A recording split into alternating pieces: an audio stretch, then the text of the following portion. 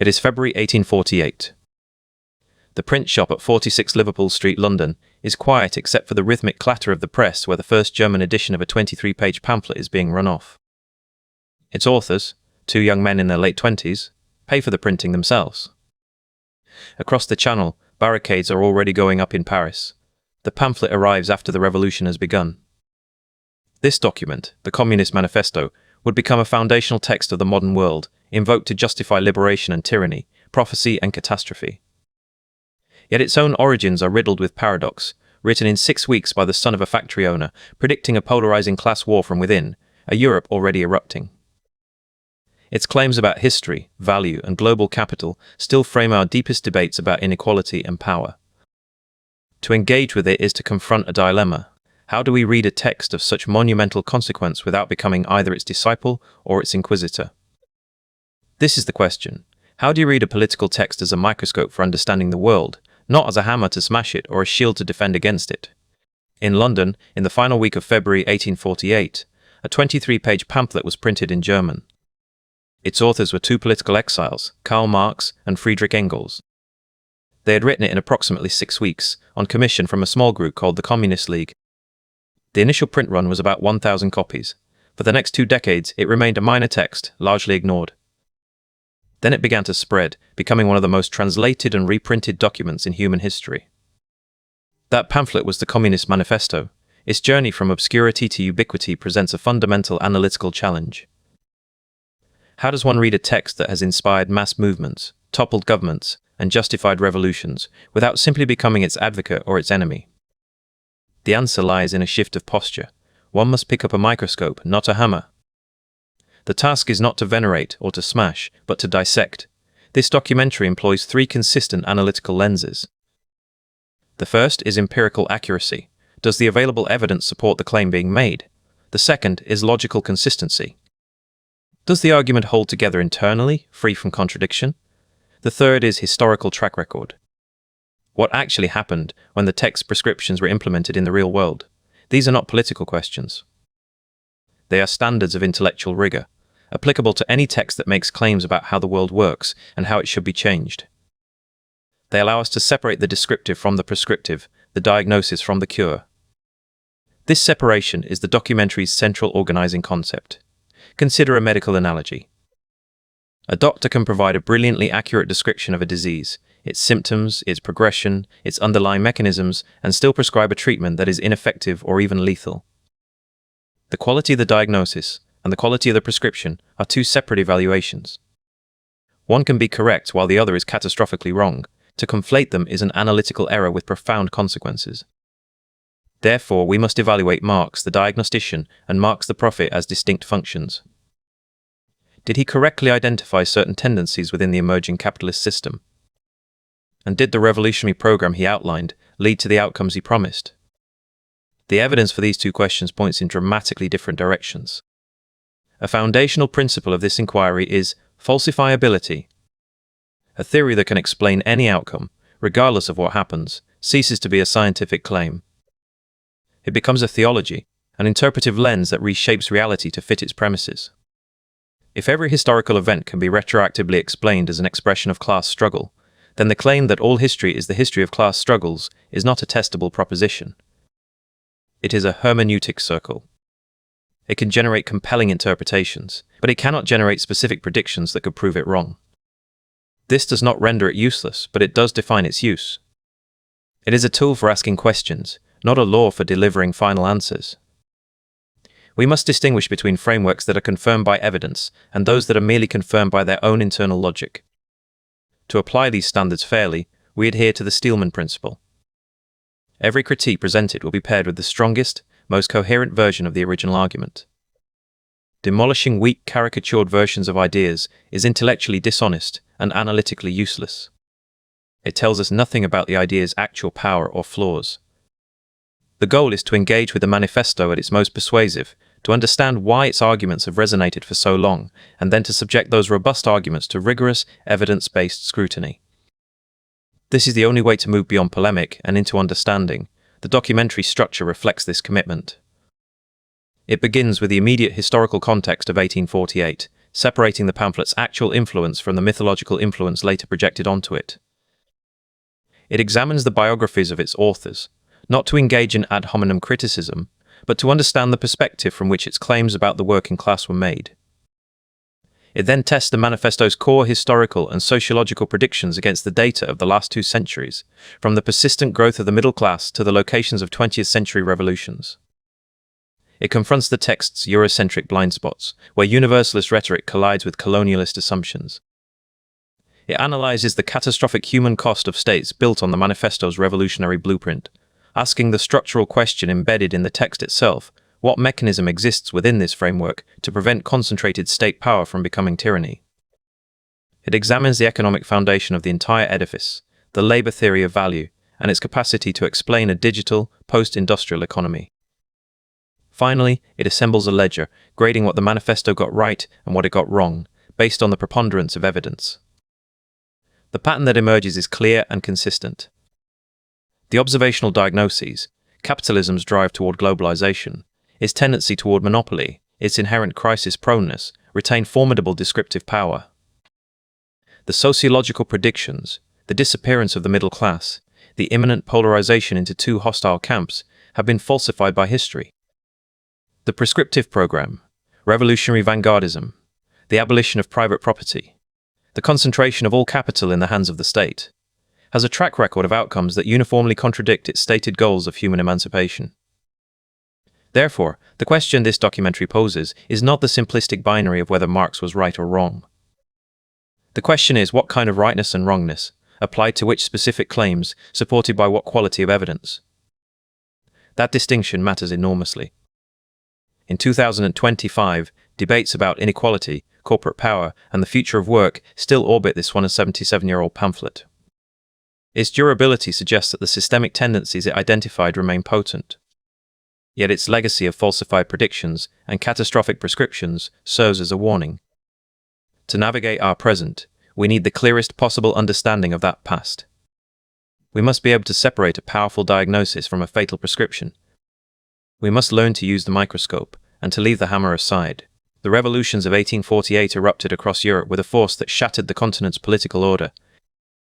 From Palermo to Paris, from Vienna to Berlin, barricades rose and monarchs fled. In the popular imagination, these events are often inextricably linked to a single document, the Communist Manifesto. The association is powerful, almost intuitive. A revolutionary pamphlet appears and revolutions follow. But chronology is the first, and most unforgiving, test of causality. The timeline reveals a different story. The first uprising began in Sicily on January 12, 1848, a full 6 weeks before the manifesto existed as a printed object. In Paris, the decisive street fighting that toppled King Louis Philippe occurred between February 22 and 24. The pamphlet itself was being printed in a small London shop owned by the Workers' Educational Association in German during the final days of that same month, approximately February 21 to 26. The revolutions were not a consequence of the text. They were already a continent-wide reality as the ink dried. The manifesto entered a world already in violent motion. Its material presence in that world was, initially, minimal. The first print run consisted of roughly 1,000 copies. This was not a mass publication. It was a pamphlet for a specific, limited audience, members of the Communist League, a secret society of German exiles. Distribution followed the paths of political exile. Copies reached Paris, Vienna, Berlin, Budapest and Milan in the weeks and months after the respective revolts in those cities had begun. There is no documented evidence of the manifesto circulating widely, or in local languages, among the artisans and workers who built the barricades of February and March. Its influence on the events of that spring was negligible. The causal arrow so often assumed runs backward, from later fame to contemporary event. This is the teleology problem. When a text accrues monumental historical significance decades or centuries after its publication, there is a powerful temptation to project that significance backward, to retrofit influence onto moments that could not have felt it. The manifesto's status as a foundational text of the 20th century has colored our perception of its role in the 19th. To understand 1848, one must look not to a London print shop, but to the structural pressures that had been building across Europe for years. Those pressures were severe, multiple, and independently documented. The agricultural crises of the mid-1840s were catastrophic. The same potato blight that triggered the Great Famine in Ireland ravaged harvests across the continent from 1845 to 1847, driving up food prices and provoking widespread rural distress. This coincided with an industrial downturn, creating a potent mix of urban unemployment and hunger. Simultaneously, political systems across Europe were sclerotic and unresponsive. In France, the July monarchy enfranchised only the wealthiest 2% of adult males, excluding the growing industrial bourgeoisie and the professional classes. The Austrian Empire, under Chancellor Metternich, was a police state intolerant of any liberal or nationalist sentiment. In the German and Italian states, aspirations for national unification were stifled by a patchwork of autocratic principalities. These were not conditions theorized into existence by a pamphlet. They were the lived realities of millions, the economic dislocation, the political exclusion, the nationalist yearning. The revolutions of 1848 were a spontaneous, polycentric explosion against this concrete backdrop of deprivation and repression. This context clarifies the actual, more modest claim made by Karl Marx and Friedrich Engels. They were not positioning their pamphlet as a detonator. In the preface to the 1872 German edition, they explicitly noted the manifesto was published on the eve of the Paris Revolution. Their argument was diagnostic, not prophetic, in that moment. They sought to provide a framework for understanding the upheavals already underway, to articulate the deeper historical forces they believed were manifesting in the street fights, the rise of the industrial bourgeoisie against aristocratic power, and the emerging presence of a modern proletariat. The text was an attempt to give theoretical coherence to a chaotic present, to answer the question of what these revolutions meant within a grand historical schema. Its value, in February 1848, was intended as analytical, not operational. It was an interpretation of a crisis, not its catalyst. Evaluating this diagnostic claim requires separating the conditions described from the predictions offered. The manifesto accurately identified certain acute tensions within European society: the conflict between dynamic industrial capital and entrenched landowning aristocracy, the brutalizing conditions of early industrial labor, and the ideological self-confidence of a rising bourgeois class. These were real features of the 1840s landscape, but diagnosis is not the same as prognosis. A doctor can correctly identify a disease and still prescribe a lethal treatment. The manifesto's analysis of contemporary strife did not validate its predictions of inevitable proletarian revolution, the disappearance of the middle class, or the specific revolutionary pathway it outlined. The events of 1848, in fact, would immediately complicate those predictions. The revolutions ultimately failed, suppressed by counter-revolutionary forces, and the alliances between classes proved more complex and fractious than the manifesto's two-camp model allowed. The question of attribution established in this chapter sets a rigorous standard for the entire inquiry. Correlation is not causation. The fact that a text emerges concurrently with a great event does not mean it caused that event. The fact that a text describes real and painful social conditions does not, by itself, prove the accuracy of its proposed solutions or its long-term predictions. The manifesto was a response to 1848, not its origin. This distinction is fundamental. It prevents the lazy historical fallacy of assigning outsized influence to a text simply because its ideas later became powerful. It forces the analysis to ground itself in documented distribution, contemporary reception, and sequential chronology. The revolution sprang from the soil of material hardship and political frustration. The pamphlet was an attempt to map that soil. Recognizing this is the first step in evaluating the manifesto, not as a mythical catalyst, but as a political document with a specific genesis, limited initial reach, and a historical record that must be tested against the evidence that followed. The powder keg was built by decades of social and economic strain. The pamphlet was a match struck nearby, but the fuse was already lit. The Communist Manifesto was printed in London in February 1848. Its authors were two men in their late 20s. One was Karl Marx, a philosopher and journalist. The other was Friedrich Engels. The partnership was foundational, but the personal circumstances of its authors present an immediate and enduring paradox. The text that would become the Bible of the international working class was not written by members of that class. It was written by a bourgeois radical and an armchair proletarian. The question is whether this biographical contradiction matters for evaluating the text itself, or if it merely serves as a convenient point of ideological attack. Friedrich Engels was, by the manifesto's own stark taxonomy, a member of the bourgeoisie. He was the son of Caspar Engels, a wealthy textile manufacturer with factories in Barmen, Germany. More significantly, from 1850 onward, Engels held a partnership stake in the Marx and Engels cotton mill in Manchester, England. This was the epicenter of the Industrial Revolution the manifesto sought to overthrow. His position was not symbolic.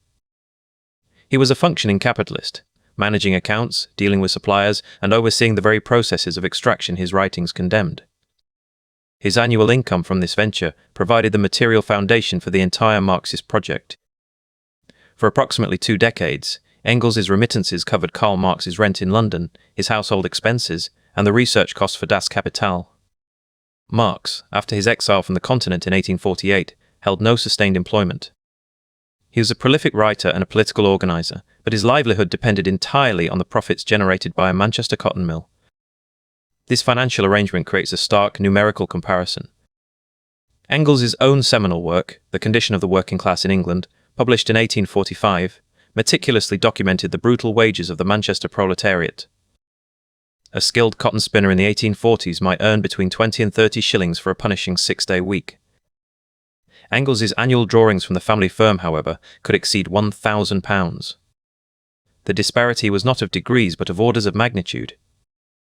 The man who provided the most influential analysis of the working class's immiseration derived an income that placed him firmly within the comfortable strata of the Victorian middle class.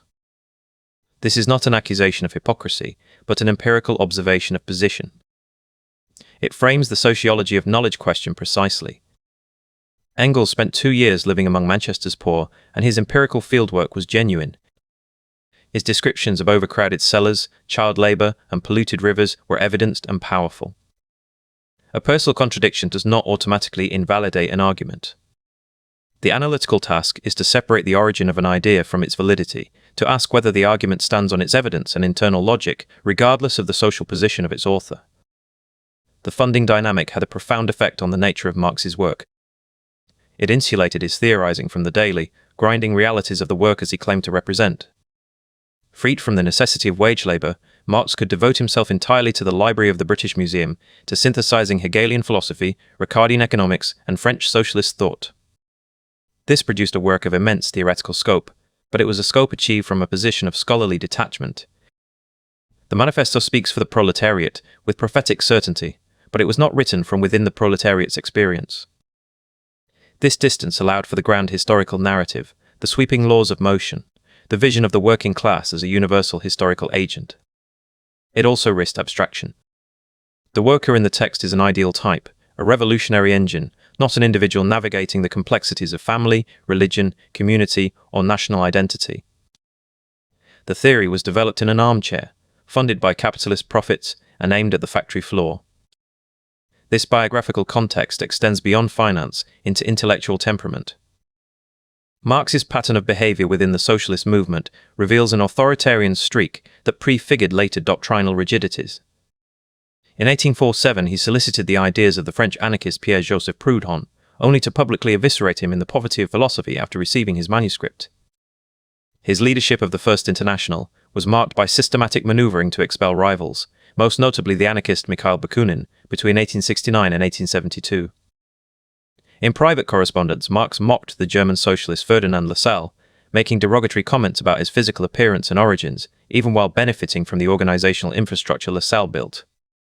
These were not mere personal conflicts.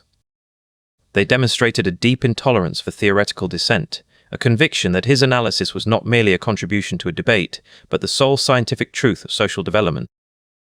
The question is whether this personal intolerance for opposition had structural consequences for the political tradition he founded.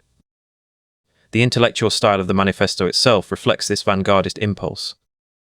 It does not invite debate, it declares inevitabilities. It diagnoses the diseases of society and prescribes the treatment with the certainty of a doctor who brooks no second opinion. This rhetorical stance, the fusion of scientific claim with revolutionary summons, created a template. The party, possessing the correct theory, could claim to represent the true interests of the working class more accurately than the workers themselves could. The contempt for rival socialist visions, evident in Marx's feuds, found a theoretical justification in the concept of scientific socialism versus utopian socialism. The former was presented as an iron law of history, the latter was dismissed as sentimental and unsound. This framework elevated doctrinal purity to a primary political virtue long before Lenin formalized the concept of a vanguard party. Therefore, the authorship of the manifesto matters not as a biographical curiosity or a moral indictment, but as a lens into the text's own structure and future influence. The paradox of its creation, a call for proletarian revolution funded by capitalist profits and composed in scholarly exile, is woven into its fabric. It is a text of immense diagnostic power, yet one authored from a position of material and intellectual separation. It champions collective action, but emerges from a mind fiercely resistant to intellectual collectivity. The personal authority Marx wielded and demanded within the socialist movement prefigured the political authority that would later be claimed by parties acting in his name. The Armchair analysis, for all its brilliance, could not anticipate the chaotic, contingent, and deeply human realities of revolutionary practice. The bourgeois radical and the armchair proletarian produced a masterpiece of political rhetoric and historical analysis, but the distance from their subject matter was not just biographical. It was, in the end, constitutive of the theory itself, shaping its abstractions, its certainties, and its ultimately tragic relationship with the very class it sought to emancipate.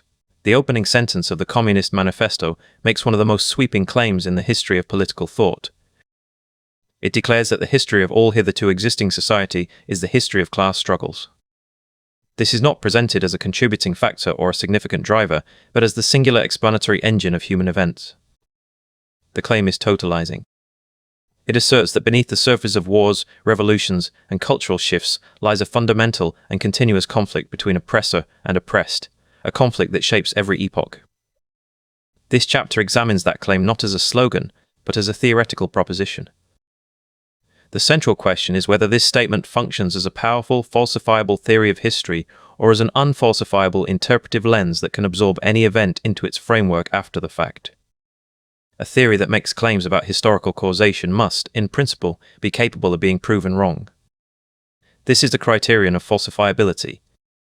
If a framework can reinterpret any outcome, no matter how contradictory on the surface, as a veiled expression of class interest, then it operates not as a testable theory, but as a hermeneutic system. It becomes a tool for generating persuasive interpretations, not predictions that could fail. The manifesto's framework invites this test. Does it make specific, risky predictions about how class interests will manifest, predictions that could be contradicted by evidence? Or does it provide a master key that can unlock any historical door, rendering it intellectually impregnable because it cannot be wrong, only applied? Consider 5 historical phenomena that present direct challenges to class struggle as the exclusive engine of history. The first is the European Wars of Religion, spanning from 1524 to 1648. These conflicts were fundamentally driven by theological conviction, dynastic ambition, and questions of sacred authority. While economic interests were present, they were repeatedly subordinated to and overridden by these non-material forces. Catholic and Protestant nobles formed alliances across class lines, and peasants often fought for faith over feudal interest.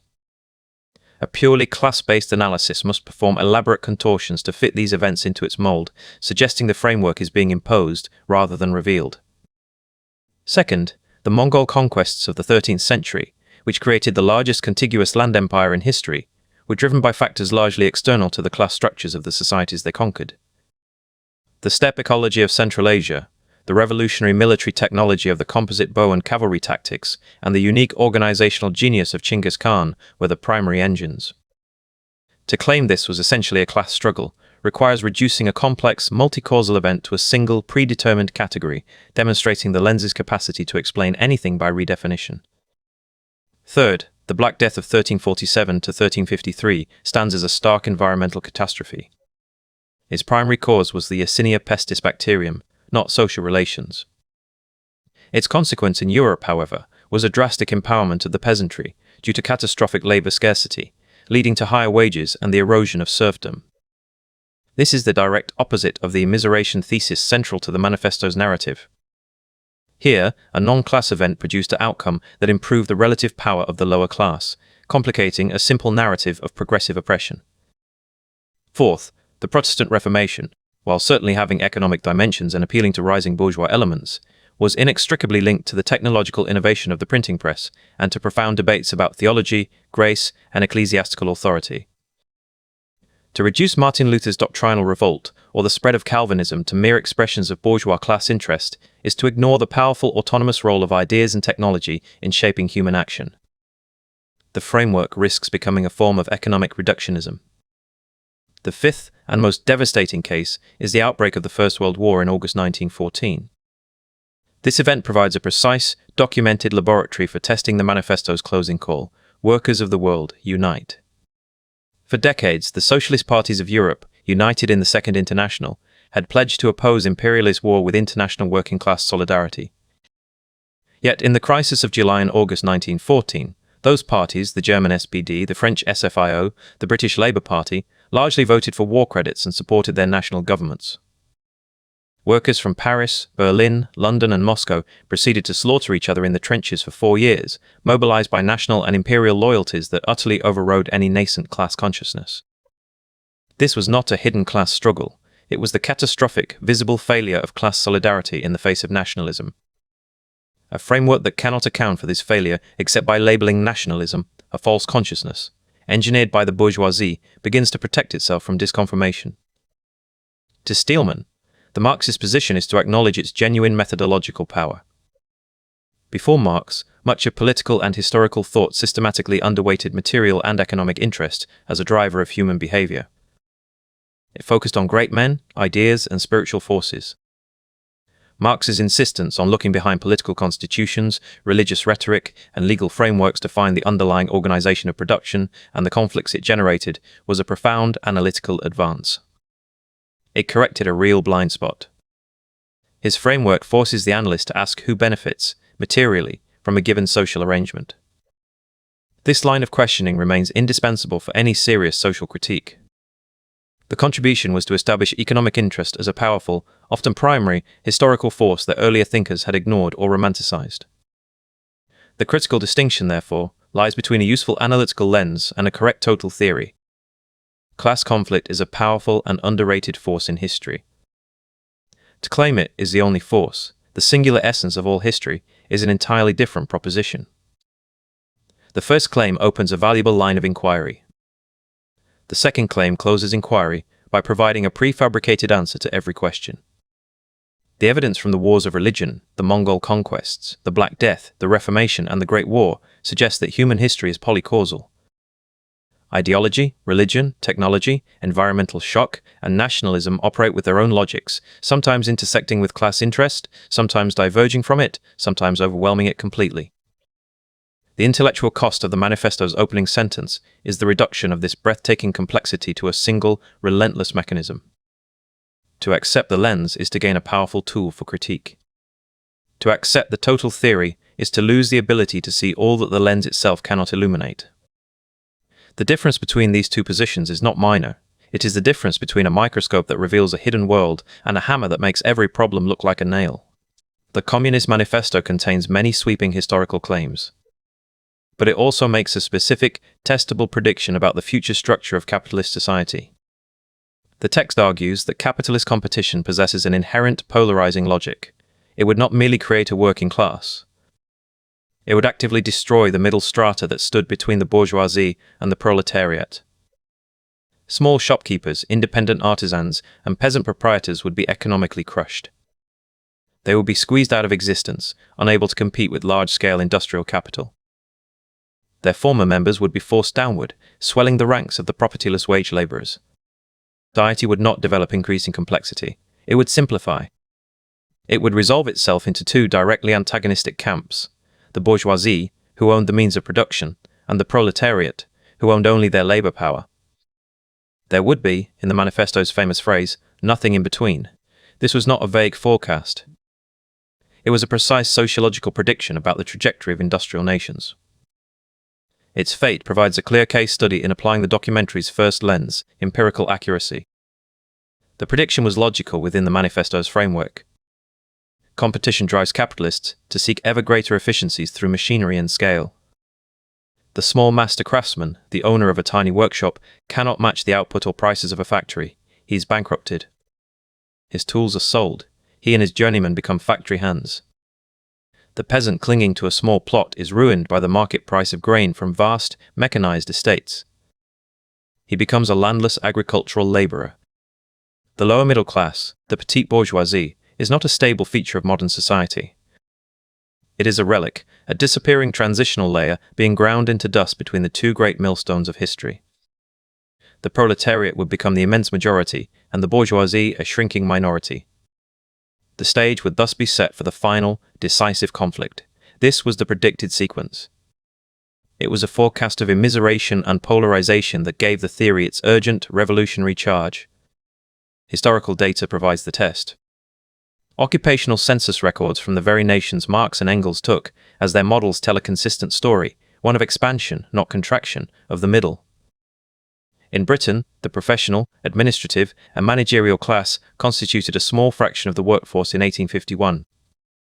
By the end of the 20th century, it comprised over a third. The category of clerks, a classic lower middle-class occupation, the manifesto might have seen as doomed, exploded in number with the rise of the service economy and corporate bureaucracy. In the United States, the proportion of the workforce in professional, technical, and managerial occupations grew from roughly 10% in 1900 to over 35% by the year 2000. The German and French data reveal the same persistent trend across the 20th century. The peasantry did largely disappear, as predicted, but it was not absorbed solely into an undifferentiated industrial proletariat. It migrated into a diversifying array of white-collar, service, and public sector roles. The social structure did not simplify into a binary. It complexified into a multifaceted professional managerial stratum that became the defining feature of advanced economies. This falsification was not an accident of history. It was the result of specific political and economic mechanisms that the manifesto's framework either dismissed or declared impossible. The first was trade union organization. Marx and Engels saw unions as important for raising workers' confidence, but ultimately as a palliative within a system they could not fundamentally alter. In reality, sustained union activism won higher wages, shorter hours, and safer conditions. These victories increased labor costs, but they also created a more stable, better-paid working class with disposable income. This, in turn, sustained domestic markets for goods and services, fueling further economic diversification. The second mechanism was the construction of the welfare state. The manifesto treated social insurance, public education, and pensions as tools of bourgeois social control designed to pacify the workers. Yet these institutions, funded by progressive taxation, directly redistributed resources, provided economic security, and created massive public sector employment. They became pillars of a middle-class society, not tricks to preserve a two-class one. The third mechanism was democratic political reform. The manifesto viewed parliamentary democracy and expanded suffrage as instruments of bourgeois rule, masking class power with the illusion of popular consent. But the extension of the franchise to working-class men, and later to women, created a powerful electoral constituency.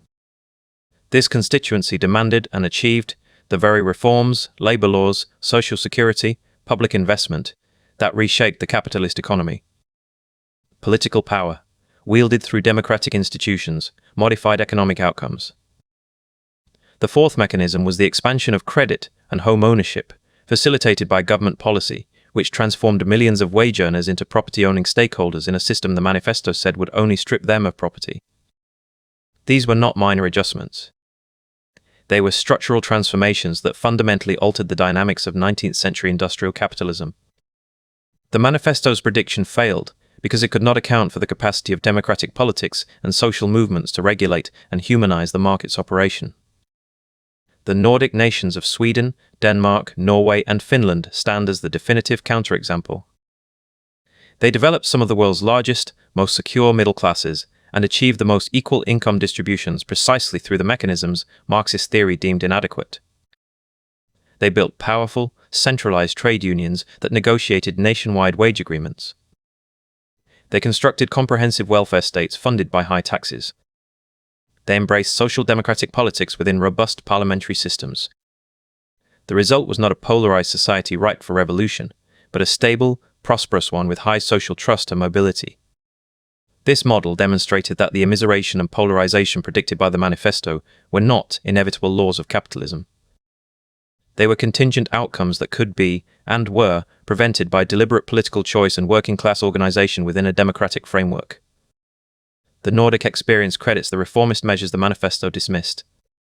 a Steelman argument must be acknowledged with specificity. Since the 1980s, in nations like the United States and United Kingdom, median wage growth has stagnated even as productivity and wealth at the top have soared. Inequality has returned to levels not seen since the Gilded Age. Elements of the professional class face precarity through gig work and outsourcing. The security of the mid-20th century middle class has eroded in an era of globalization, financialization, and weakened unions. Furthermore, the manifesto's binary model has always had more descriptive power in the global south, where a substantial, stable middle class never fully developed, and where vast populations remain in informal, subsistence, or severely exploited labor. One could argue that the prediction was merely premature, that the polarizing logic of capital, delayed for a century by social democracy, is reasserting itself in the 21st century under new technological and global conditions. This is a serious contemporary argument, but this acknowledgement does not rescue the original prediction.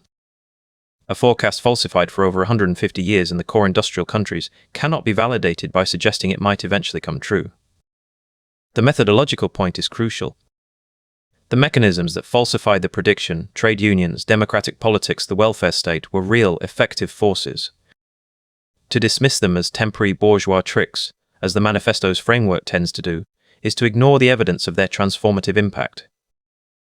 It commits the error of protecting a theory from reality by defining any contrary evidence as part of the conspiracy.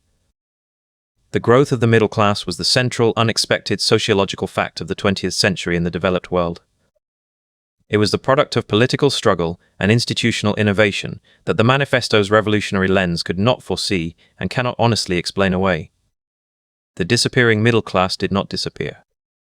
Its persistence and expansion stand as one of the most significant and most clearly falsified predictions in the history of political thought. The Communist Manifesto opens with a declaration of universal struggle and concludes with a call for universal emancipation. Its language is deliberately global, addressing the workers of all countries. The text presents its values as absolute, international solidarity, the liberation of the exploited, the end of all class rule. This universalist frame is its moral and rhetorical engine. Yet in 1853, 5 years after the pamphlet's publication, Karl Marx began writing a series of articles for the New York Tribune on British rule in India. His analysis there introduced a profound and structuring contradiction. He argued that British colonialism, however brutal in its methods, was an unconscious tool of history. India's ancient village communities, its textile industries, its social structures were, in Marx's view, stagnant and feudal. Their destruction, however violent, was historically necessary. Only this colonial violence could create the preconditions for capitalism in Asia, which would in turn create the preconditions for a future socialist revolution. The suffering inflicted was, in this analysis, the price of progress. This was not a casual aside. It exposed a central, often unspoken assumption within the manifesto's framework, a hierarchy of historical development in which European capitalism represented a necessary, advanced stage through which all other societies must pass. This creates a stark contradiction when placed beside the manifesto's own principles. The treatment of non-European peoples shifts dramatically. In the manifesto, the proletarian is the universal historical subject, the agent of emancipation. In the journalism on India, colonized populations become objects of a historical process administered by European powers. Their liberation is deferred, conditional on first being remade in Europe's image. The attitude toward pre-capitalist social forms changes accordingly. The manifesto speaks of overcoming such forms through internal revolutionary dynamics. For Asia, Marx's analysis justifies their destruction by external colonial force. Most critically, the relationship between violence and progress splits along geographical lines. Revolutionary violence in Europe is celebrated as the midwife of history. Colonial violence in Asia is framed as a tragic but necessary catalyst for historical advancement. The colonized are granted no equivalent role as revolutionary subjects. Their agency is postponed to a distant future after the capitalist stage has been imposed. This theoretical fissure did not go unchallenged. Post-colonial critics of the 20th century identified it as a fundamental flaw in Marxist politics. Frantz Fanon, in his 1961 work The Wretched of the Earth, argued that in colonial societies the primary axis of exploitation was race, not class. Marxist categories, developed for European industrial settings, failed to map onto realities where a white settler or administrator stood above an entire colonized population, regardless of internal social stratification. The revolutionary subject was not a European-style proletariat, but the colonized masses themselves. Aimé Césaire made a related point in his 1956 letter, resigning from the French Communist Party. He accused the party of treating colonialism as a secondary issue, subordinate to the class struggle in Europe. For Césaire, this was a fatal moral and analytical error. It required the victims of colonialism to wait for their liberation to trickle down from a European revolution that might never come. Meanwhile, the historian C.L.R. James had already performed a crucial act of recovery in his 1938 work, The Black Jacobins. By centering the Haitian Revolution, he demonstrated how Marxist historiography had systematically ignored a world historical event led by enslaved Africans, an event that embodied the very principles of universal emancipation the manifesto professed. There exists, however, a significant revision in Marx's own later thought. His extensive notebooks from the 1870s and 1880s, particularly his correspondence on Ireland, and his ethnological notebooks studying pre-capitalist communal societies, reveal a genuine intellectual shift. He began to question the rigid, stagist model of historical development. In an 1881 letter to the Russian revolutionary Vera Zasulich, Marx contemplated the possibility that Russia's traditional village communes, the Obshchina, might provide a direct path to a socialist society, bypassing the full horrors of a capitalist stage. This was a direct challenge to the Eurocentric determinism of his earlier journalism. Yet these revisions remained private, buried in unpublished notebooks and personal letters. They never entered the canonical texts like the Manifesto, which continued to be reprinted and translated in its original form. The theoretical door was cracked open, but the political tradition that followed marched through the door he had opened earlier. The consequences of this original framework extended far beyond theory. It shaped the practice of 20th century Marxist states, most notably the Soviet Union's policy toward its own non-Russian peoples. The concept of historical and non-historical nations, a Hegelian idea that lingered in Marxist thought, was used to justify the subordination of smaller nationalities to a Russian-led, advanced proletariat. Central Asian societies, for instance, were seen as feudal backwaters requiring modernization, often forcibly administered by the state, before they could participate in socialist construction. The colonial logic of progressive historical violence, first articulated in Marx's analysis of British India, found a new incarnation under a red flag. The universal emancipation promised by the Manifesto was, in practice, conditional on assimilation to a model of development defined by European experience. The chapter reveals a central tension. The Communist Manifesto speaks in the language of absolute, timeless values, solidarity, freedom, universal emancipation.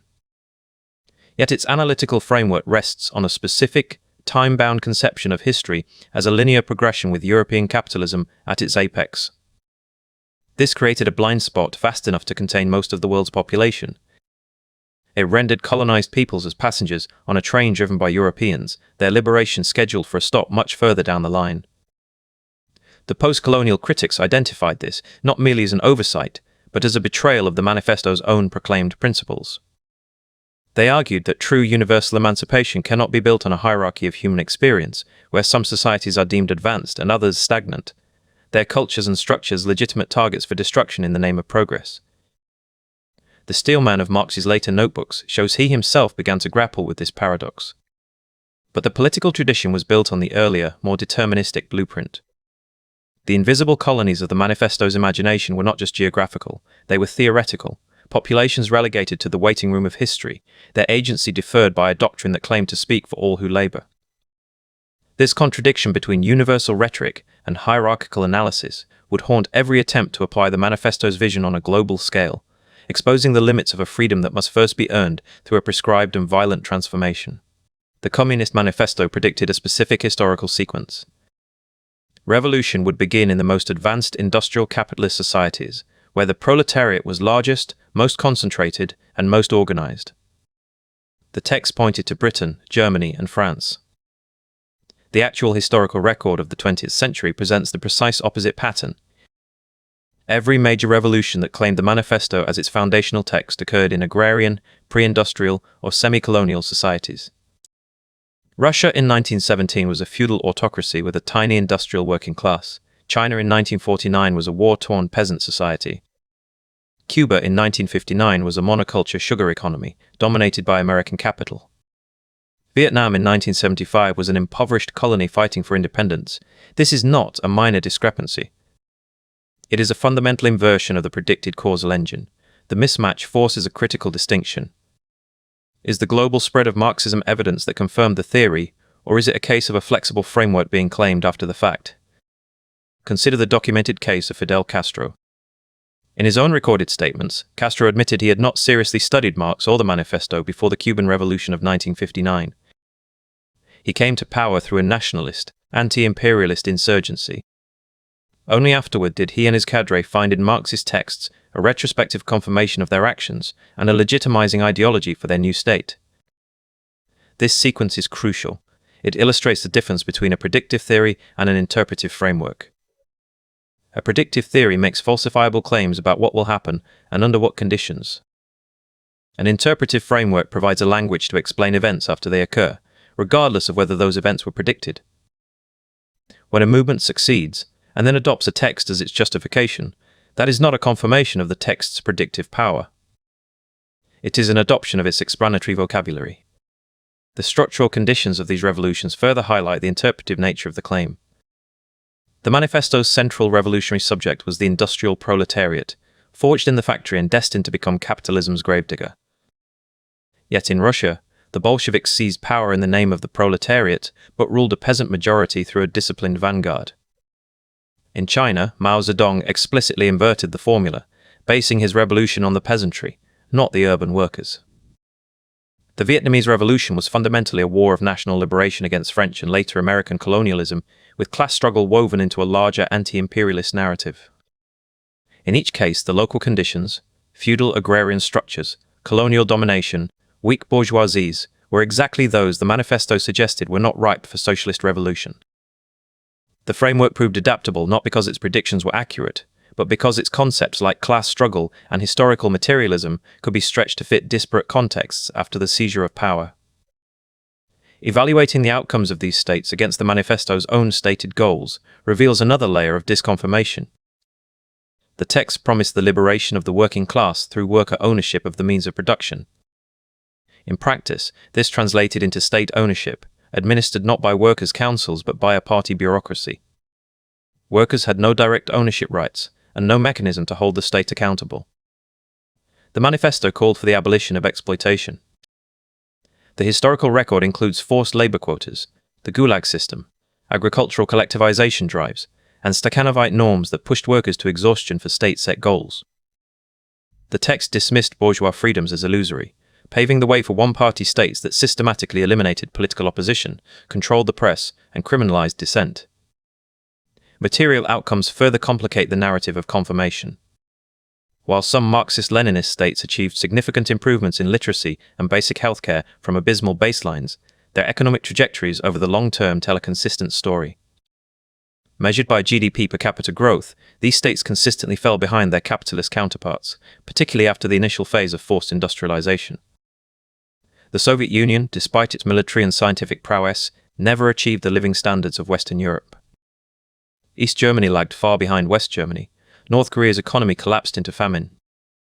China only began its unprecedented growth after 1978, when it gradually abandoned core Marxist-Leninist economic prescriptions in favor of market mechanisms.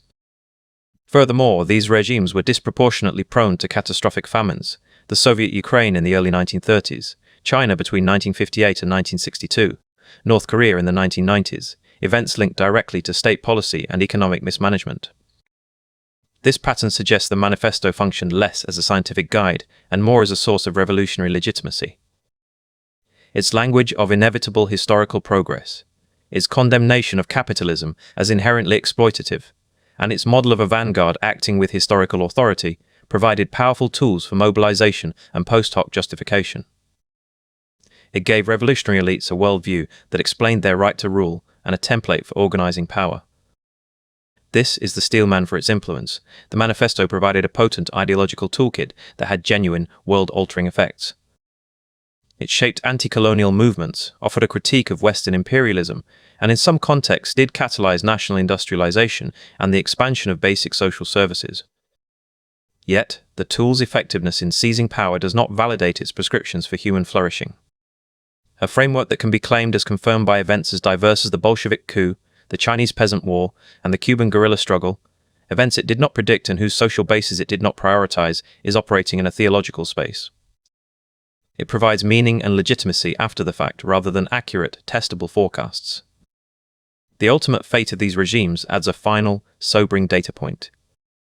By the close of the 20th century, the Marxist-Leninist model had collapsed in Europe and was being radically reformed in Asia. No advanced industrial democracy chose this path through free elections. The surviving states maintained power through authoritarian control, not through the realized emancipation promised in the 1848 pamphlet. The global spread of Marxist governments, therefore, presents an evidence problem. It is not evidence for the manifesto's predictive accuracy, which was fundamentally wrong about the where and how of revolution. It is evidence for the text's power as a legitimizing narrative for state-building and social control in conditions of underdevelopment and colonial legacy. This raises the unavoidable next question. When a text's prescriptions, implemented across multiple societies over a century, consistently produce outcomes that are the opposite of its stated goals, state tyranny instead of worker democracy, economic stagnation instead of abundance, famine instead of liberation, what does that pattern signify? The answer requires moving beyond the framework's own terms and examining the human cost of its implementation directly. The historical record presents a specific and terrible accounting. Between 1930 and 1953, the Soviet Union's policies of forced collectivization and the Gulag penal system resulted in an estimated 6 to 20 million deaths, a range established by scholars including Robert Conquest, Anne Applebaum, and Timothy Snyder. In China, the Great Leap Forward from 1958 to 1962 precipitated a famine that historians such as Frank Diekette estimate claimed between 15 and 55 million lives. The Khmer Rouge regime in democratic Kampuchea from 1975 to 1979 exterminated approximately 1/4 of Cambodia's population, or 1.5 to 2 million people, as documented by Ben Kiernan. Subsequent regimes invoking Marxist-Leninist ideology, from the Ethiopian Derg's famines in the 1980s to the ongoing food crises in North Korea since the 1990s, add millions more to this grim tally. These are not abstract figures but the culmination of specific policies implemented by specific states across the 20th century. The intellectual and moral challenge is to determine what relationship, if any, exists between these events and the political texts that inspired these regimes. The question is not one of intention, but of consequence. It demands an examination of whether the institutional blueprint provided by the Communist Manifesto contains structural flaws that made such outcomes more probable. The manifesto is explicit in its prescriptions. It calls for the forcible overthrow of all existing social conditions. It demands the abolition of private property and the means of production. It argues for the centralization of all instruments of production in the hands of the state. Furthermore, it provides a theoretical rationale for dismissing the very institutions designed to check state power. Parliamentary democracy, civil liberties, and the rule of law are characterized not as genuine protections for individuals, but as instruments of bourgeois class rule, illusions to be swept away. The text envisions a revolutionary vanguard seizing control of the state apparatus to reorder society on behalf of the proletariat. This creates a precise analytical problem. When a political program concentrates all economic and political power in a single unelected entity while simultaneously dismantling the independent judiciary, free press, and civil society that could hold it accountable, what structural mechanism remains to prevent the abuse of that power? The manifesto offers no answer. It assumes the proletarian state will wither away, but provides no institutional safeguards for the transitional period, which in practice became permanent. The historical record of the Soviet Union, Maoist China, and Cambodia is a record of that unchecked power in operation. Scholars have developed three principal frameworks to explain the relationship between Marxist theory and these historical outcomes. The first is the contingency position. This argument, advanced by historians like Eric Hobsbawm and Ellen Makesins Wood, holds that the catastrophes of Stalin, Mao, and Pol Pot were the products of specific national contexts, Russian autocracy, Chinese agrarian crisis, Cambodian post-colonial trauma, and not logical consequences of Marxist theory itself. From this perspective, democratic socialism, operating within liberal parliamentary frameworks, remained a viable and untarnished alternative path. The atrocities were tragic deviations, not inevitable results. The second is the structural position. Philosophers like Hannah Arendt and Karl Popper argued that the combination of vanguardism, historical determinism, and the abolition of private property creates tyranny by design. Arendt, in The Origins of Totalitarianism, identified the destruction of the legal person and the absorption of all societal spheres into the state as the core mechanics of totalitarian rule, a blueprint she saw prefigured in Leninist theory. Popper contended that the manifesto's historicist certainty and its dismissal of piecemeal reform closed off the peaceful, democratic correction of errors, making violent coercion inevitable. The third is a hybrid position. Thinkers like Leszek Kolakowski, in his monumental Main Currents of Marxism, argued that while the theory did not make tyranny inevitable, its specific elements created conditions where it became overwhelmingly likely. The manifesto's revolutionary urgency justified any means. Its historical determinism absolved actors of moral responsibility for present suffering in the name of future progress, and its contempt for liberal institutions removed the buffers that mitigate political conflict. This combination, Kolakowski suggested, formed a recipe for disaster when placed in the hands of a determined political elite. Any honest engagement with this history requires a steelman of the opposing view. The human cost of states operating under Marxist ideology is systematically documented. But capitalism's historical body count is also enormous and rarely subjected to the same standard of ideological accountability. The transatlantic slave trade, an engine of primitive capital accumulation, resulted in an estimated 1.8 million deaths during the Middle Passage alone, according to the Transatlantic Slave Trade Database. Colonial administrations under capitalist empires precipitated famines. Under British rule in India from 1876 to 1902, policies exacerbated droughts, leading to an estimated 12 to 29 million deaths, as detailed by Mike Davis in late Victorian holocausts. The reign of King Leopold II in the Congo Free State, a venture of extractive robo-capitalism, caused an estimated 10 million deaths. The human misery of the enclosure movements, early industrial child labor, and periodic economic crises all represent a profound toll. The conceptual challenge is clear. Why are the atrocities of the Soviet Union or Maoist China treated as an indictment of Marxist theory, while the atrocities of the British Empire or Leopold's Congo are typically treated as aberrations from or corruptions of capitalist theory? Is this a consistent application of intellectual accountability or a form of special pleading? The question forces a deeper examination of causal chains. Does the theory provide a brake on such violence, or does it actively accelerate it? The distinction may lie in the relationship between ideology and institutional design. Capitalist theory, particularly in its classical liberal form, contains within it, however imperfectly realized, concepts of individual rights, limited government, and civil society that can be mobilized to critique and restrain the system's excesses. The abolitionist movement, labor unions, and regulatory bodies emerge from within societies shaped by that tradition. The manifesto's framework, by contrast, explicitly labels those restraining concepts as bourgeois frauds to be abolished. It offers no internal institutional checks on the power it concentrates. The violence of capitalist history often occurred despite its professed ideals, as a betrayal of them. The violence of Marxist-Leninist history frequently occurred in the name of its core prescriptions: the abolition of property, the suppression of the bourgeoisie, the seizure of state power as a fulfillment of them. This is a critical difference in the chain of causation.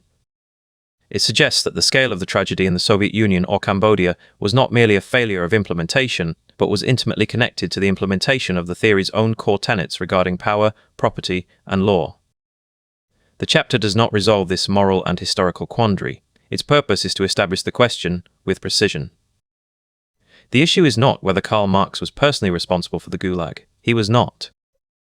The issue is whether the specific institutional prescriptions he and Engels outlined, the revolutionary dictatorship, the centralized state economy, the dismissal of liberal safeguards, created a structural environment where mass violence, famine, and political terror became more likely outcomes. When the same pattern of concentrated power leading to catastrophic human cost repeats across multiple continents, in diverse cultures over decades, it ceases to be a coincidence and becomes a datum.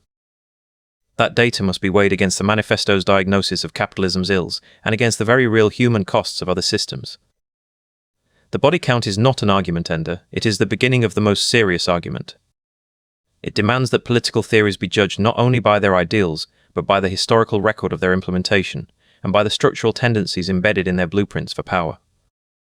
The ultimate evaluation rests on whether one believes the tragedies of the 20th century were a preventable wrong turn on the road outlined in 1848, or whether that road, given its design, led to a precipice. The economic engine of Marx's critique, the mechanism that powered his entire diagnosis of capitalism, was the labor theory of value. It was not a peripheral concept, but the foundational claim. The theory, developed in his later work, Capital, but implicit in the manifesto's logic, can be distilled to a precise proposition. All economic value in a commodity derives from one source, the socially necessary labor time required to produce it. The price of a coat, a loaf of bread, or a steam engine is, in essence, a crystallization of the human labor expended in its creation. From this axiom, the theory's critical corollary follows. If labor creates all value, then profit, what Marx termed surplus value, is the portion of that value created by workers but appropriated by the owners of capital. The worker's wage covers only a fraction of the value their labor generates. The remainder is taken as profit. The rate of exploitation becomes an objectively measurable ratio, surplus value divided by wages paid. This was not merely an economic description, but a moral indictment with a mathematical spine. It purported to reveal the hidden mechanics of exploitation, transforming a subjective complaint about low pay into an objective law of capitalist production. This elegant formulation, however, faces immediate and persistent objections when held against observable economic reality. The first is the quality problem. A clumsily made chair requiring 10 hours of labor does not become more valuable than a master-crafted chair requiring 2. Value cannot be a simple function of labor time if inefficient or unskilled labor produces less valuable output. The second is the non-labor value problem. What of a vineyard on uniquely fertile land, a patent-protected pharmaceutical formula, or the brand prestige of a luxury watch?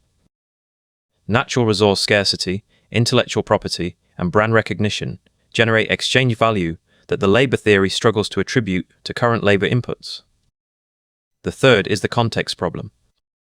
The same hour of sewing labor produces garments with radically different exchange values depending on whether they are sold in a local market or under a global fashion label. The social and institutional context, the brand, the marketing, the distribution network, co-determines price in ways the pure labor theory cannot explain. The fourth objection is the most contemporary and perhaps the most devastating, the digital economy problem. Consider a software program, a digital song file, or a proprietary dataset. The socially necessary labor time to produce the first unit can be immense. Yet the marginal cost of reproducing the 10 millionth copy approaches zero. According to the labor theory, the value of each copy should also plummet towards zero. But market prices do not follow this logic. Prices remain high due to artificial scarcity enforced by copyright law, platform monopolies that control access, and network effects where a service's value increases with each additional user. The value of a social media platform is not a simple sum of the labor hours its engineers logged, it is a function of the aggregated data and attention of its users. This economy of replication, platforms, and networks operates on principles for which the labor theory of value has no explanatory mechanism. These are not new critiques. Competing economic frameworks have long offered alternative explanations.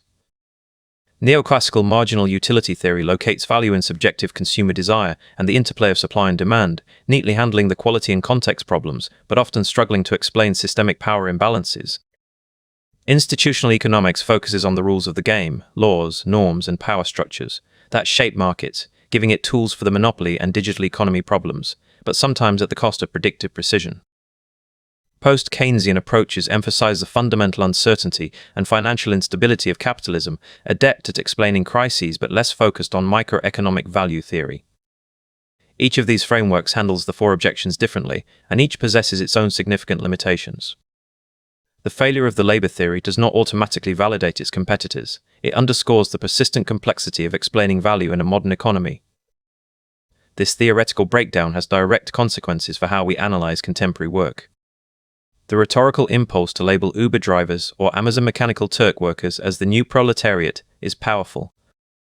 It captures their precarity, their lack of benefits, and their subordination to algorithmic management.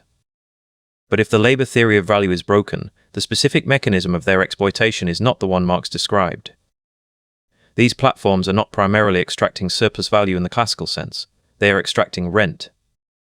Their power derives not from owning the means of production in a factory sense, but from owning the exclusive digital platform, the marketplace, the matching algorithm, the reputation system, that is necessary for the work to occur at all. The driver's car and labor are theirs, the market access is controlled by Uber. The value extraction is closer to a monopoly toll than a wage bargain. The policy prescriptions that follow from a rent extraction analysis, focusing on platform regulation, data ownership, and antitrust action, differ significantly from those flowing from a surplus value analysis, which would focus on seizing the means of production. Misdiagnosing the mechanism leads to ineffective solutions. To engage the theory seriously requires presenting its strongest defense. A sophisticated Steelman acknowledges that Marx's own thought evolved. His early economic and philosophical manuscripts of 1844 delve into alienation, the workers' estrangement from the product of their labor, from the act of production, and from their own human potential. This is a richer, more sociological concept than the mechanical labor theory. Furthermore, the core moral insight that workers can systematically receive less than a fair share of the economic value they help create does not stand or fall with the technical theory. The phenomenon of exploitation, defined as the gap between productivity growth and wage growth, is a measurable reality documented by labor economists across the political spectrum.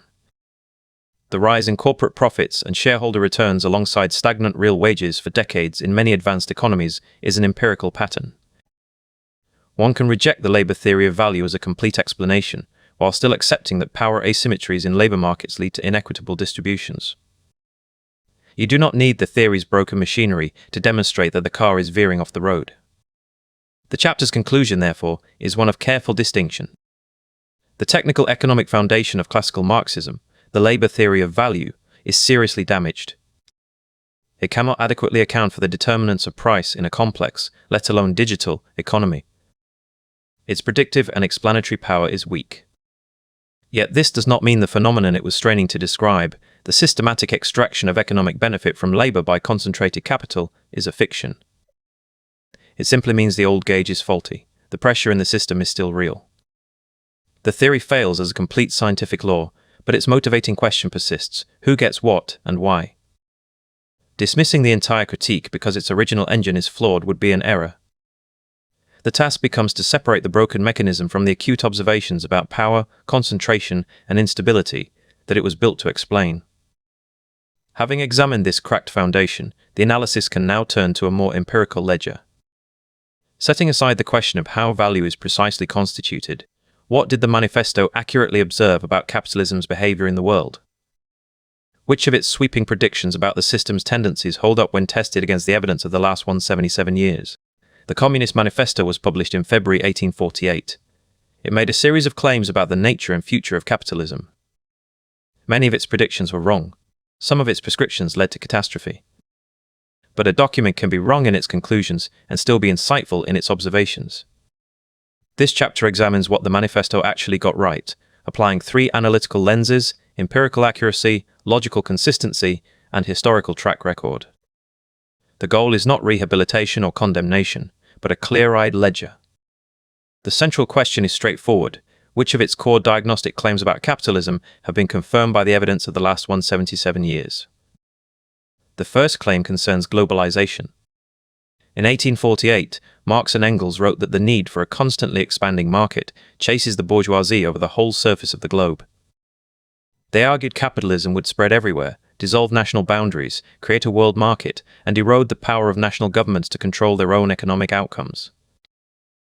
This was a prediction about a system's inherent tendency, not a description of the mid-19th century world. The evidence since then provides strong confirmation. Consider cross-border capital flow data from the Bank for International Settlements, which shows financial integration accelerating after the collapse of the Bretton Woods system in 1971.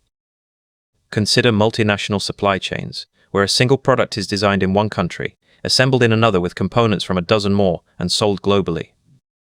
National economic sovereignty has demonstrably eroded. The 2008 financial crisis originated in the United States but instantly became a global event, and national governments found their policy responses constrained by international capital markets and credit rating agencies. The manifesto's vision of a world market, where capital operates globally with relative freedom, is not a prophecy. It is a documented historical process. The evidence rating for this claim is strong. The second confirmed claim is the tendency toward monopoly and concentration. The manifesto argued that capitalist competition does not lead to a stable equilibrium of many small firms. It leads inevitably to the elimination of competitors and the concentration of capital in fewer and fewer hands. This is a structural prediction. The evidence from the late 19th century through the 21st century supports it. Current market share data is revealing. In technology, 5 companies, Google, Apple, Microsoft, Amazon, and Meta, controlled approximately 25% of the S&P 500 by market capitalization in 2024. In finance, the 6 largest United States banks held more assets in 2024 than they did before the 2008 crisis, a direct result of consolidation during the crisis. Similar patterns of concentration are evident in media, pharmaceuticals, and agricultural inputs like seeds and fertilizers. These are not isolated examples, but a recurring pattern across industries. Competition reduces the number of competitors. The levels of market concentration observable today exceed anything Marx witnessed in the textile mills of Manchester. The evidence rating for the concentration tendency is strong. The third claim is the cyclical and crisis-prone nature of the system. The manifesto described capitalism as inherently unstable, prone to periodic commercial crises that threaten the existence of the entire bourgeois society. This was an observation of its time, following the Panic of 1825 and the Depression of the 1840s. The historical record since 1848 shows this pattern is not an early-stage bug, but a persistent feature.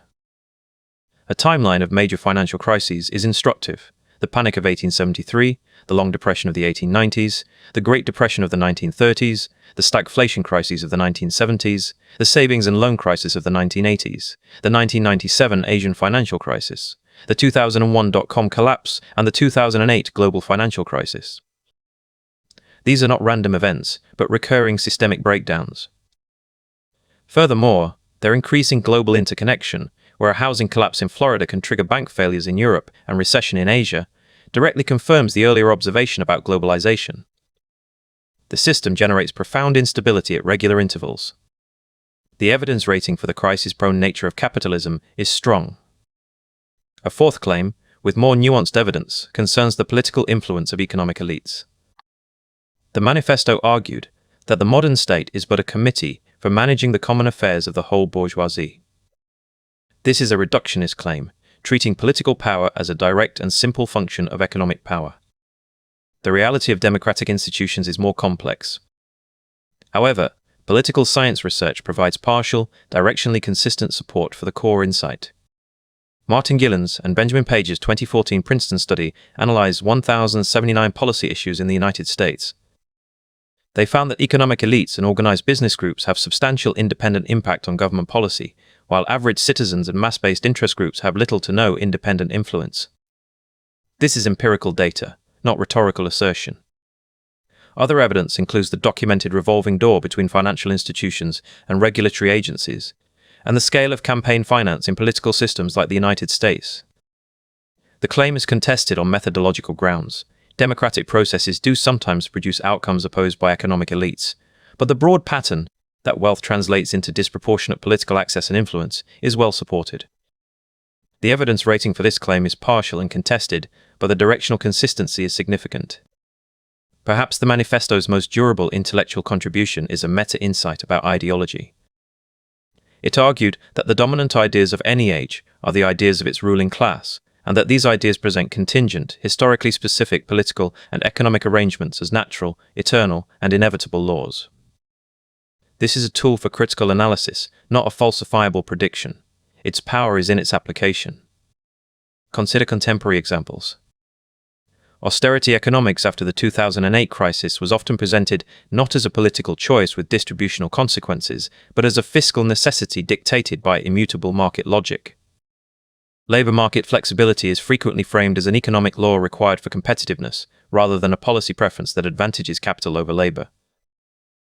Current arrangements of private property are treated as natural and pre-political, rather than as legal constructs with a specific history and a specific set of power relations. The manifesto's framework encourages skepticism toward claims of economic inevitability. It asks what political interests are served by presenting a contingent order as a natural one. As an observational lens for critiquing ideology, its utility remains high. The evidence rating for the power of this analytical insight is strong, though the specific mechanisms of ideological production are contested. Each of these confirmed claims exists alongside the manifesto's profound errors. Its prediction of a disappearing middle class was falsified. Its economic foundation in the labor theory of value is broken. its revolutionary prescriptions have a catastrophic historical track record. Intellectual honesty requires holding both realities in view simultaneously. The diagnostic accuracy of the manifesto regarding capitalism's inherent tendencies toward globalization, concentration, crisis, and the ideological naturalization of its own rules is substantial. This diagnostic accuracy is separable from, and far stronger than, its predictive accuracy about where those tendencies would lead or what should be done about them. The document functions less as a reliable map of the future and more as a penetrating, if flawed, X-ray of the system's operating logic.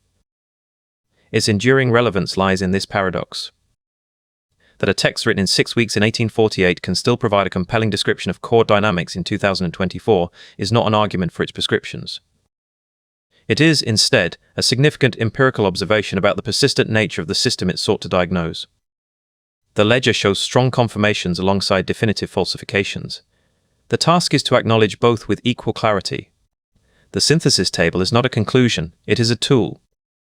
It organizes the evidence, evaluates the claims, and presents the strongest arguments on all sides. It is the product of applying the three analytical lenses established at the outset: empirical accuracy, logical consistency, and historical track record. The table now displayed in full represents the documentary's core methodology. Each row corresponds to a major claim from the Communist Manifesto examined in previous chapters. Each column applies a specific test. The status column judges whether the claim has been confirmed, falsified, remains contested, or is fundamentally unfalsifiable. The quality of evidence column assesses the strength of the data behind that judgment. The final two columns present the best Steelman argument in the claim's defense and the strongest counterpoint against it. This structure forces a confrontation with the full spectrum of evidence, not a curated selection that supports a predetermined narrative. The purpose is to move beyond advocacy or dismissal and into clear-eyed evaluation. A definitive pattern emerges from the completed table.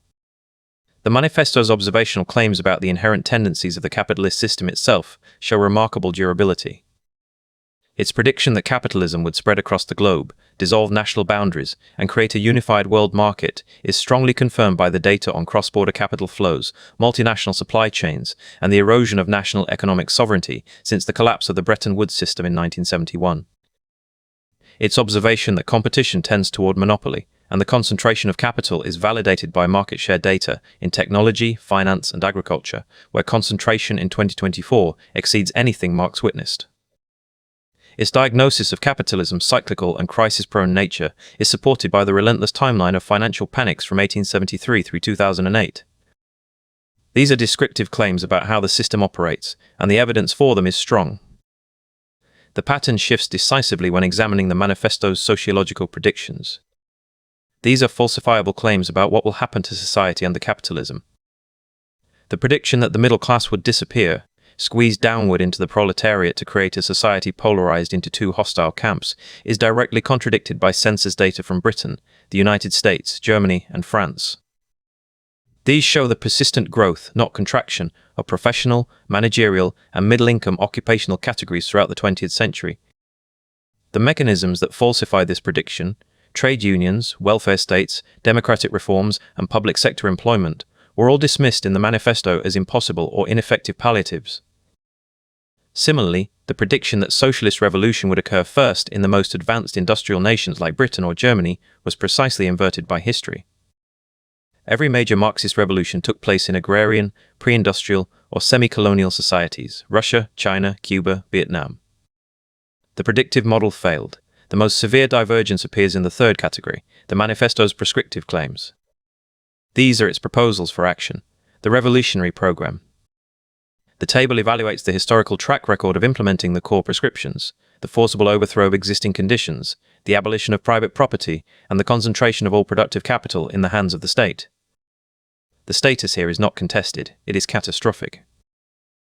The evidence drawn from scholarly estimates of outcomes in Marxist-Leninist states shows a consistent pattern across multiple dimensions. The stated goal of worker ownership of the means of production resulted in state ownership administered by a party bureaucracy, with workers possessing no actual ownership rights. The abolition of exploitation was replaced by systems of forced labor quotas and collectivization. The promise of greater freedom yielded one-party states that systematically eliminated political opposition. material living standards, where data exists, often stagnated or collapsed, punctuated by documented famines. The prescriptive framework did not achieve its stated ends, it produced their opposite. Faced with this synthesized evidence, three intellectually honest positions remain viable. Each represents a different weighting of the table's data, a different philosophical response to the pattern of confirmed observations, falsified predictions, and catastrophic prescriptions. The first is the sympathetic critic position. This view holds that the manifesto's diagnosis of capitalism's deep tendencies was profoundly accurate, but its prescription of revolutionary vanguardism was catastrophically wrong. The task, for thinkers like Michael Harrington or Jürgen Habermas, is to take the diagnostic power seriously while utterly discarding the revolutionary blueprint and seeking democratic, reformist paths to address the system's flaws. The second is the structural skeptic position. This argument concedes that the manifesto's analytical method is useful for identifying power relations and ideological blind spots.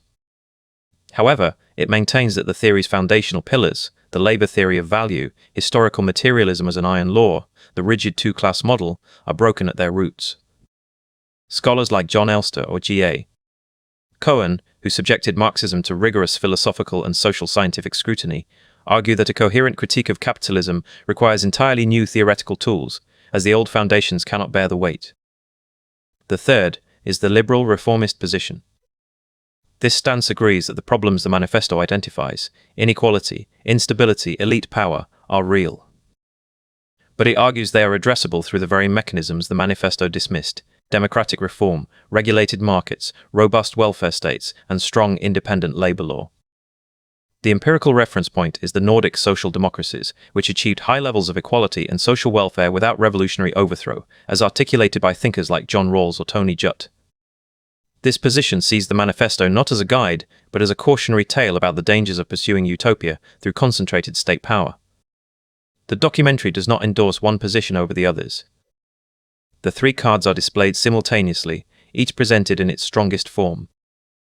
The choice of which to weight most heavily depends on what the viewer finds most compelling: the power of the diagnosis, the failure of the foundations, or the sufficiency of reform. This weighting is itself a political and philosophical choice. The documentary's own methodological stance is now explicit. The three lenses applied throughout, empirical accuracy, logical consistency, historical track record, are not politically neutral. They inherently privilege falsifiable claims over unfalsifiable ones, evidence over authority, and historical outcomes over stated intentions. But this bias is not toward a specific ideology, it is toward a standard of intellectual honesty. It is the minimum requirement for any serious engagement with political ideas that aspire to change the world. The synthesis table remains. It is a map of a complex intellectual and historical terrain. It shows where the evidence is strong and where it is absent, where predictions held and where they shattered, where intentions led to their intended outcomes and where they produced monstrous inversions. The table is the tool. The verdict is not inscribed within it. Where one lands after looking at it honestly depends fundamentally on what one decides to weight most heavily: the confirmed observations about systemic flaws, the broken theoretical foundations, or the catastrophic human cost of the prescribed solution. That weighting, that final judgment, is a choice the documentary cannot make for the viewer. It can only provide the tool, apply the lenses, and present the evidence in full. The rest is not analysis, it is philosophy. In February 1848, a 23-page pamphlet was printed in London. It was commissioned by a small group of exiled German workers, written in approximately 6 weeks, and initially ignored. For 2 decades, it languished in obscurity. Today, it is one of the most translated documents in human history, a constant reference point in debates about inequality, labor, and power. This is the central paradox of the Communist Manifesto.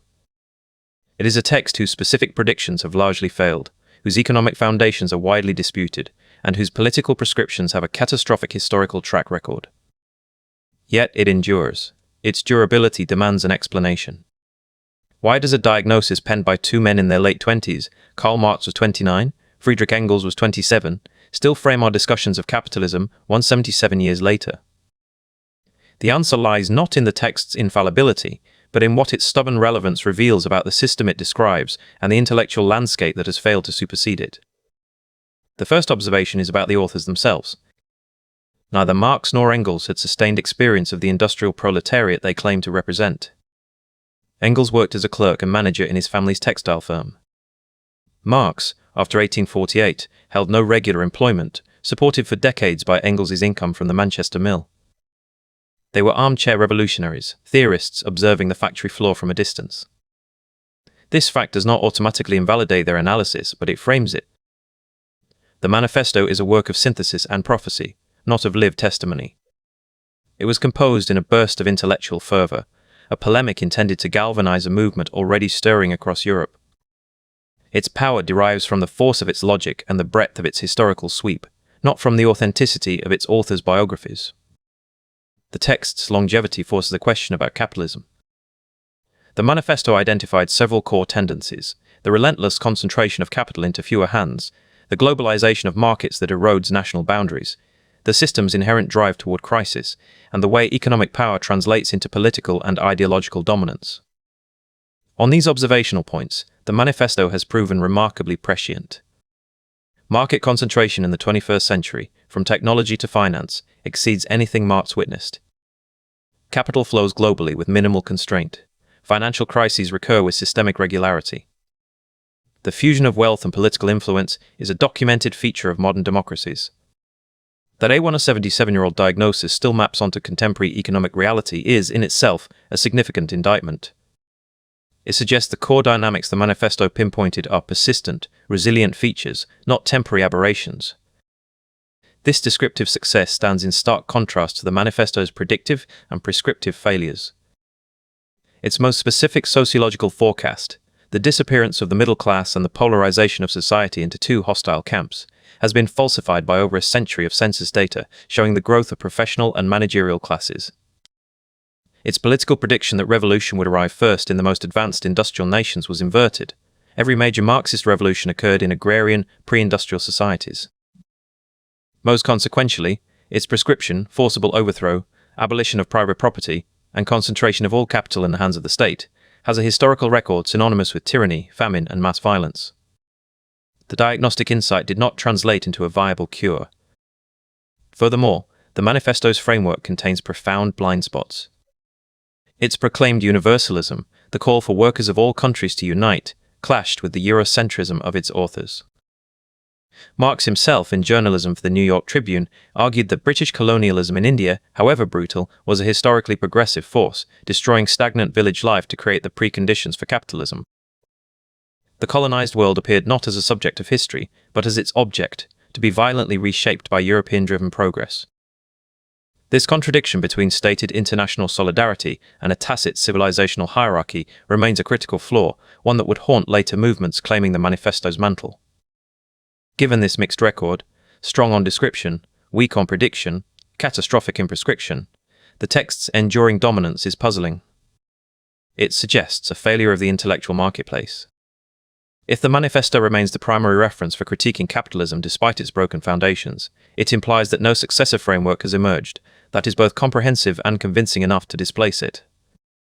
Later traditions, Keynesian economics, social democracy, institutional analysis, have offered powerful partial correctives and successful policy tools, but they often lack the manifesto's grand unifying narrative. They diagnose specific malfunctions. The manifesto claimed to diagnose the fundamental disease. Human thought seems drawn to comprehensive systems, even flawed ones, over more modest but accurate toolkits. This persistence points to the genuine difficulty of the problem. Constructing a systematic critique of an entire economic order that is analytically rigorous, morally coherent, and politically actionable is an extraordinarily complex task. The manifesto attempted this in a mere 6 weeks. Its endurance may be less a testament to its own perfection and more an indictment of the sheer scale of the challenge it took on. We are left with a text that is simultaneously indispensable and inadequate. It names powerful forces that still shape our world, yet its solutions have proven disastrous. It provides a language for critique, yet that language is burdened with historical baggage and conceptual failures. The final analysis requires disentangling 4 distinct functions the manifesto serves. It is a historical document, a product of the revolutionary ferment of 1848. It is a political program, a call to specific action. It is an analytical method, a way of tracing the connections between economics, politics, and ideas. And it is a cultural symbol, a banner for liberation or a shorthand for tyranny. Most bad arguments about the manifesto, whether in defense or attack, arise from conflating these functions. Celebrating its analytical insights does not require endorsing its prescriptions. Condemning its historical consequences does not require dismissing its descriptive power. The closing question, therefore, is not about the manifesto itself, but about what comes after. What would a critique of capitalism look like that took the manifesto's confirmed observations seriously, its insights into concentration, crisis, and power, while honestly discarding its falsified predictions? What framework would replace its broken economic foundations with better tools, extend its stated universalism to the people it actually excluded, and propose pathways to change that avoid the catastrophic pitfalls of its prescriptions? The enduring power of this 177-year-old pamphlet lies in the fact that this question remains both urgent and unanswered. Its longevity is a measure of its original ambition, and a silent critique of everything that has failed to meet that ambition since.